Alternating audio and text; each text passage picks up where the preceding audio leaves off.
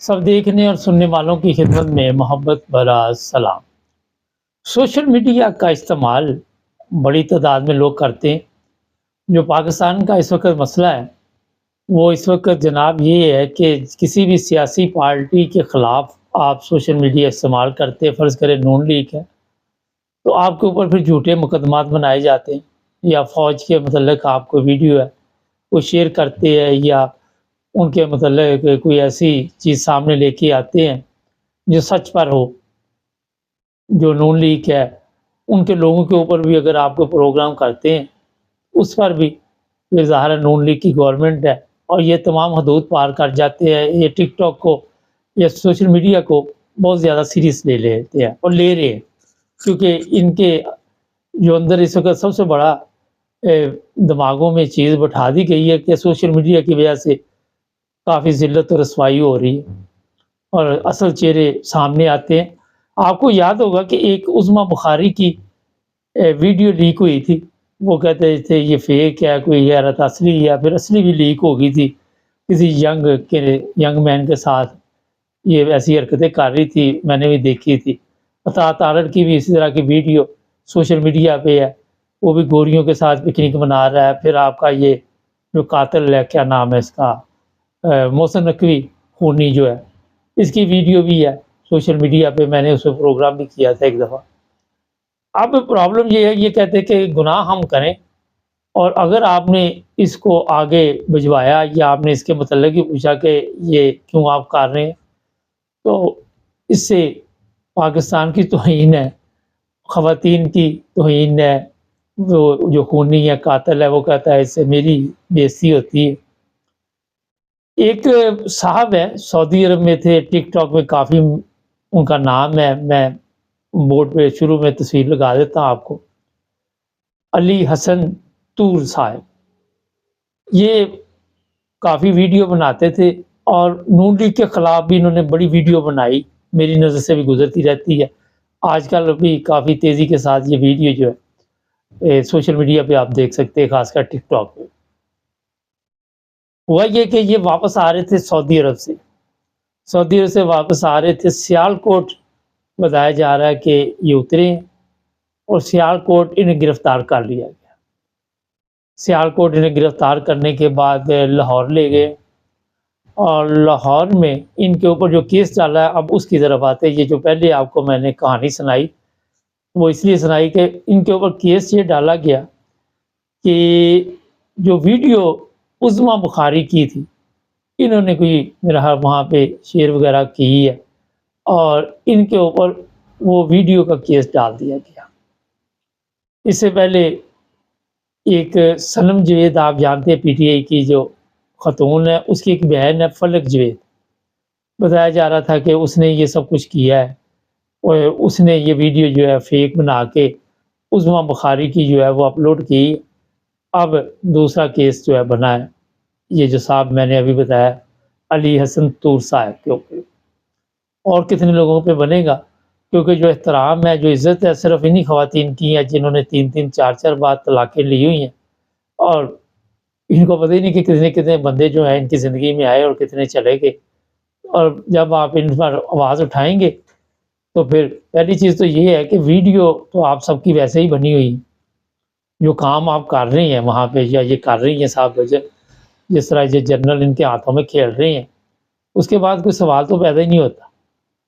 اب یہ بیچارہ شریف آدمی اگر ٹک ٹاک بنا رہا تھا اور کافی مشہور ہے یہ، تو اس کو آپ نے پکڑ کے مقدمہ بنا کے کیا میسج دیا؟ اس کا روزگار سعودی عرب میں لگا ہوا ہے، وہ چھٹی آیا اپنے ملک اور اس کو آپ نے وہاں سے پکڑ کے تو جھوٹے کیس میں اندر کر دیا۔ وہ خدا کا خوف کھائیں، اتنا ظلم نہ کریں کہ ایک طرف ان کے لیے تو معمولی چیز ہے، ویسے جو لوگ درندے ہوں ان کو کیا فرق پڑتا ہے، یہ تو قتل عام خونی ہے سارے۔ تو یہ جو لوگ بھی قاتل ہے ان کی صحت پہ کوئی اثر نہیں پڑتا کہ کسی کا روزگار چلا جائے۔ اب اس صاحب کو عدالت میں پیش کریں گے، ریمانڈ لیں گے۔ وہ بیچارہ خوشی خوشی واپس آیا تھا، اپنے ملک میں پیسے بھی بھیج رہا ہے۔ یہ تو جو حرام خور پیسے ملک کے کھا رہے ہیں، یہ ملک سے باہر بھیج رہے ہیں، لیکن یہ مزدور آدمی محنت کر کے ٹریلا چلاتا تھا وہاں، اور وہاں سے مزدوری کر کے اپنے ملک میں پیسے ہی بھیج رہا ہے، تو یہ انعام مل رہا ہے۔ اب سیاسی جو حالات ہے اس پہ آپ کو ویڈیو بنا لے تو اس کا یہ مطلب جھوٹے کیس آپ ڈالنے شروع کر دیں۔ ایک تو بات یہ ہوگی، دوسری بات یہ کہ یہ سعودی عرب میں تھا، جب یہ ویڈیو اگر اس نے شیئر کی بھی ہے تو سعودی قانون کے مطابق اسے وہاں سزا ہونی چاہیے تھی۔ پاکستان میں تو اس نے کی نہیں ہے، پاکستان میں تو وہ اس وقت موجود ہی نہیں تھا، مگر ہمارے کیونکہ اندھیر نگری چوپن راج ہے، اور جس طرح آپ اگر دیکھتے ہیں کہ پاکستان میں سسٹم چل رہا ہے، عدالتیں ہیں، وکیل ہے، جج ہے، جو کچھ بھی ہے ربش، یہ سب کسی کے کام کے نہیں، ادارے ربش کسی کام کے نہیں ہے۔ اور آپ دیکھ لیں آئے دن اس طرح کے ظلم ہوتے ہیں، یہ کوئی پہلا بندہ نہیں ایئرپورٹ سے غائب ہوا، اور بھی لوگ جو ہے ان کو ایئرپورٹ سے غائب کیا گیا ہے۔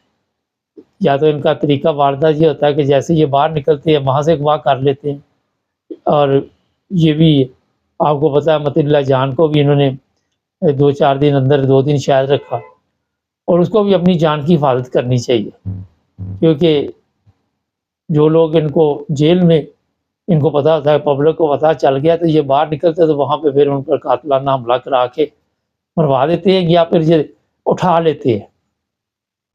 پھر کیمرے اس وقت موجود نہیں ہوتے، جس طرح رات کے اندھیرے میں گولیاں مروا دی اور ہر چیز بند کر کے بلیک آؤٹ کر کے اس کے بعد سب کو مروا دیا۔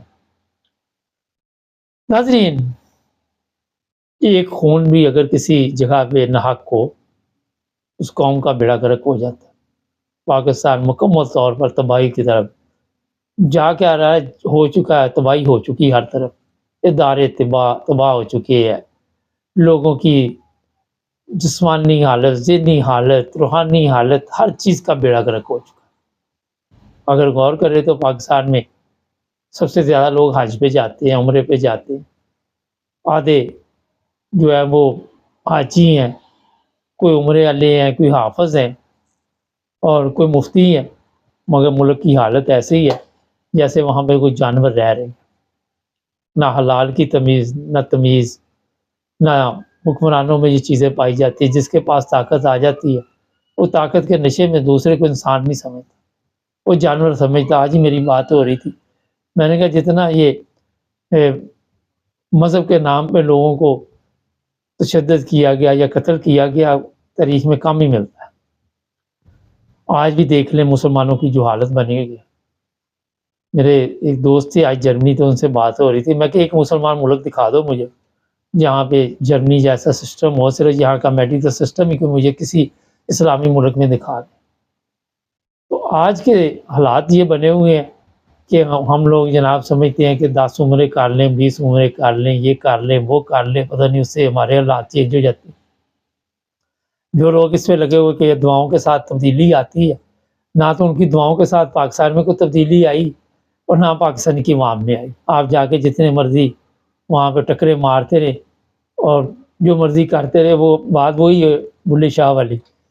تو اصل جو پرابلم ہے وہ ہے آپ کو اپنے اندر انسانیت بیدار کرنا۔